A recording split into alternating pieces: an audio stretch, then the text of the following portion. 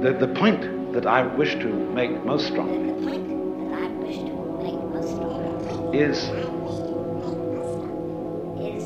that behind a vital religious life for the West,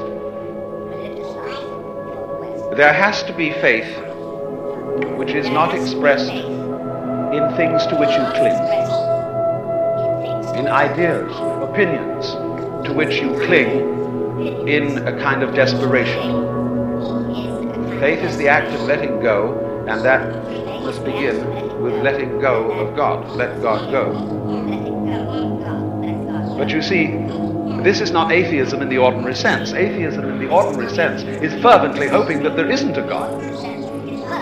It has become extremely plausible that this trip between the maternity ward and the crematorium is what there is to life. And we still have going into our common sense the 19th century myth which succeeded the ceramic myth in Western history. I call it the myth of the fully automatic model of the universe. Namely, that it's stupid, it's blind force, Haeckel's gyration or fortuitous congress of atoms is of the same vintage as Freud's libido, the blind surge of lust at the basis of human psychology. But when you consider this attitude, you know, what is the poetic counterpart of it? Man is a little germ that lives on an unimportant rock ball that revolves about an insignificant star on the outer edges of one of the smaller galaxies. No, I want to put down that one. But on the other hand, if you think about that for a few minutes, I am absolutely amazed to discover myself on this rock ball, rotating around a spherical fire. It's a very odd situation. And the more I look at things, I cannot get rid of the feeling that existence is quite weird. I know that, see, the philosopher is a sort of intellectual yokel who gawks at things that sensible people take for granted. And sensible people, existence is nothing at all. I mean, it's just basic, just go on and do something. See, this is the current movement in philosophy. Logical analysis says you mustn't think about existence. It's a meaningless concept. Therefore, philosophy has become the discussion of trivia. And philosophical journals is now as satisfactorily dull as any other kind of purely technical inquiry. No good philosopher lies awake nights worrying about the destiny of man and the nature of God and all that sort of thing, because a philosopher today is a practical fellow who comes to the university with a briefcase of 9 and leaves at 5. He does philosophy during the day, which is discussing whether certain sentences have meaning and if so what. And then he would, as William Earle said in a very funny essay, he would come to work in a white coat if he thought he could get away with it. The problem is, he's lost his sense of wonder. Wonder is like, in modern philosophy, something you mustn't have. It's like enthusiasm in 18th century England. It's very bad form. But you see, I don't know what question to ask when I wonder about the universe. It isn't a question that I'm wondering about, it's a feeling that I have. Imagine, if you had an interview with God, everybody was going to have an interview with God, and you were allowed to ask one question. What would you ask? And don't rush into it. You will soon find that you have no idea what to ask. Because I cannot formulate the question that is my wonder. The moment my mouth opens to utter it, I suddenly find I'm talking nonsense. But that should not prevent wonder from being the foundation of philosophy. Well, as Aristotle said, wonder is the beginning of philosophy. Because it strikes you that existence is very, very strange. And then more so when this so-called insignificant little creature has inside his skull a neurological contraption that is able to center itself in the midst of these incredible expanse of galaxies and start measuring the whole thing. That is quite extraordinary. And then furthermore, when you realize that in a world where there are no eyes, the sun would not be light. And that in a world where there were no soft skins, rocks would not be hard. Nor in a world where there were no muscles would they be heavy. Existence is relationship, and you are smack in the middle of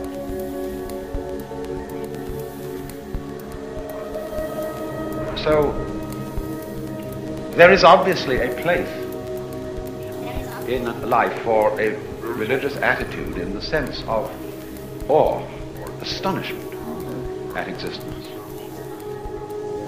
And that is also a basis of respect for existence. We don't have very much of it in this culture, even though we call it materialistic. A materialist is a person who loves material. And I suppose in the Christian tradition and in the Jewish one would say that the Lord God is the greatest materialist. Because, you know, as William Temple once said, God is interested in many other things than religion. Were God only interested in religion, the world would consist of nothing but church buildings and Bibles and furniture. That would be pretty boring. So,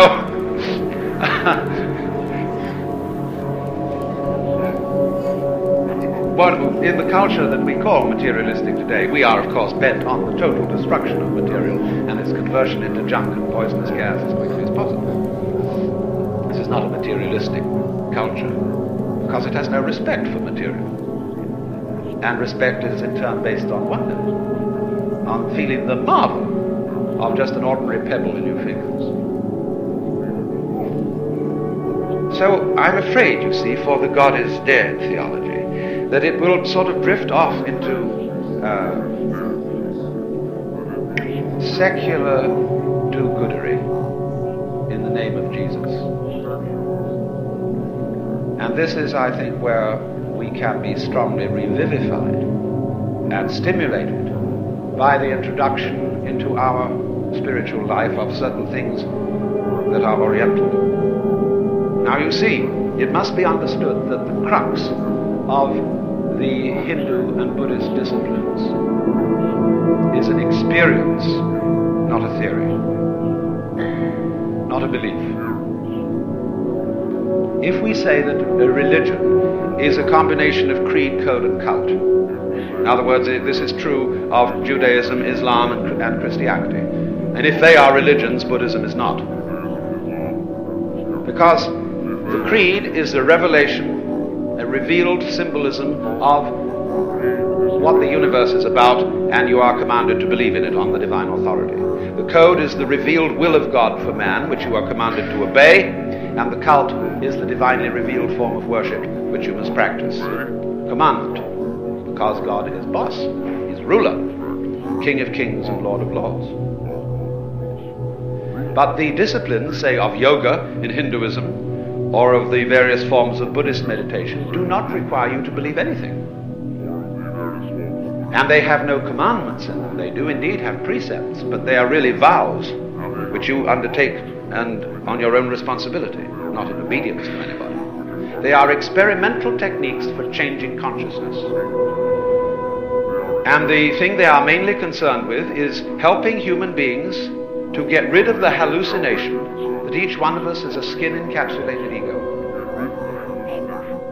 You know, a little source, a little man inside your head, located between the ears and behind the eyes, who is the source of conscious attention and voluntary behavior. Most people, you know, don't really think that they're anything but that, and that the body is a thing you have. Mummy, who would I have been if my father had been someone else? Parents give you the body and you pop the soul into it at some period of conception or parturition. Nobody could ever decide. And this attitude stays with us, that we are something in a body, that we have a body, and we are not it. So we experience the beating of the heart as something that happens to me, whereas talking or walking is something that I do. Don't you beat your heart? Language won't allow you to think that. It's not customary to say so. How do you think? How do you manage to be conscious? You don't know. How do you open and close your hand? Do you know? If you're a physiologist, you may be able to say, but that doesn't help you to open and close your hand any better than I do. See, I know how to do it, but I can't put it into words. In the same way, the Hindu God knows how he creates this whole universe because he does it. But he wouldn't explain it, that would be stupid. He might as well try to drink the Pacific Ocean with a fork. So when a Hindu gets enlightened and he recovers from the hallucination of being a skin-encapsulated ego and finds out that central to his own self is the eternal self of the universe, and you go up to him and say, well, how do you do all this? He says, well, just like you open and close your hand. And because we're all it. Whenever a questioner used to come to Sri Ramana, the great Hindu sage who died a few years ago, they said to him, Master, was I living before in a previous incarnation? And if so, who was I? And he would say, who is asking the question? Who are you? And a spiritual teacher in both Hinduism and Buddhism is a kind of, well, what he does to awaken you, to get you over the hallucination of being the skin-encapsulated ego, he bugs you in a certain way. He has a funny look in his eye, as if to say, come off it, Shiva, I know what you're doing.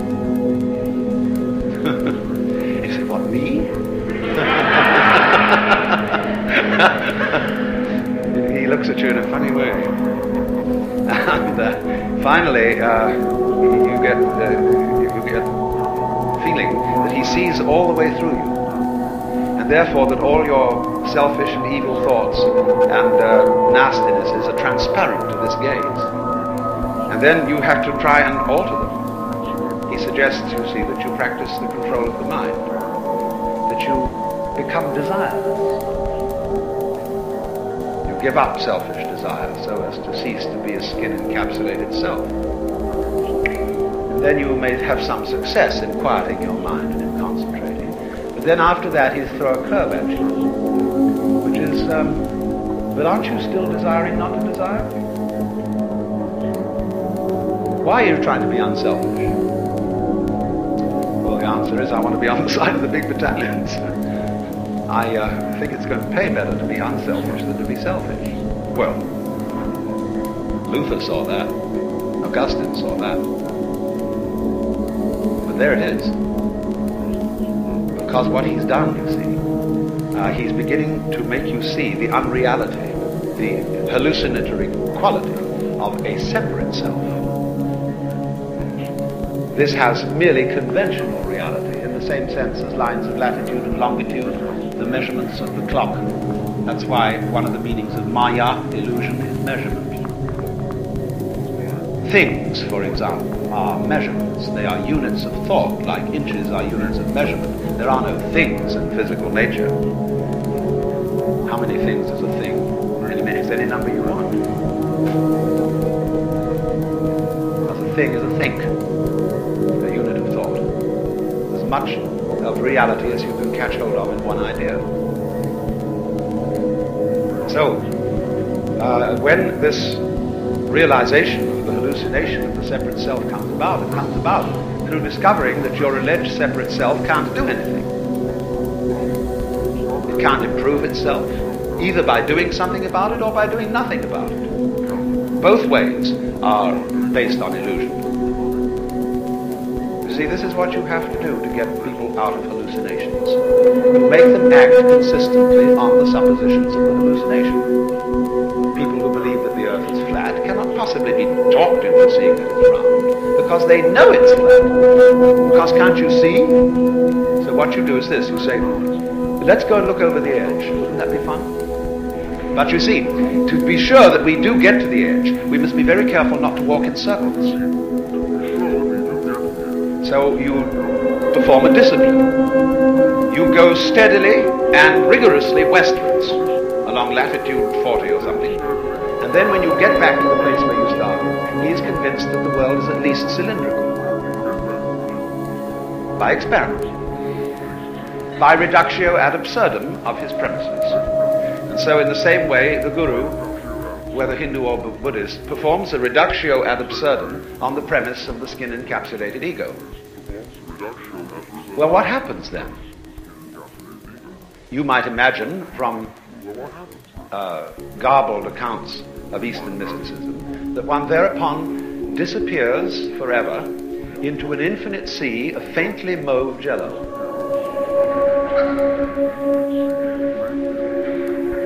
And become so lost to the world and entranced that you forget your name, address, telephone number, and function in life. And nothing of the kind happens. The state of mystical illumination, although it may, in its sudden onset, be accompanied by a sensation of tremendous luminescence and transparency, as you get used to it, it's just like everyday life. Here are the things that you formerly thought were separate individuals, and here is you who you formerly thought was merely confronting these other people. When the great Dr. D.T. Suzuki was asked, what is it like to be enlightened? He said, it's just like ordinary everyday experience, except about 2 inches off the ground.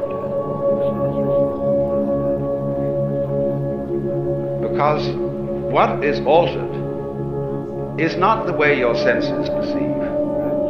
What is altered is what you think about it. Your definitions of what you see, your evaluation of it. So when you don't cling to it, when you have no longer a hostile attitude to the world because you know the world is you, it is. I mean, let's take it from the point of view of biology. If I describe the behavior of a living organism, I cannot possibly describe that behavior without simultaneously describing the behavior of the environment. So that I discover that I don't describe organisms in environments. I describe a unified field of behavior called an organism environment. It's an awkward word. But there it is. The environment doesn't push the organism around. The organism doesn't push the environment around. They are two aspects or poles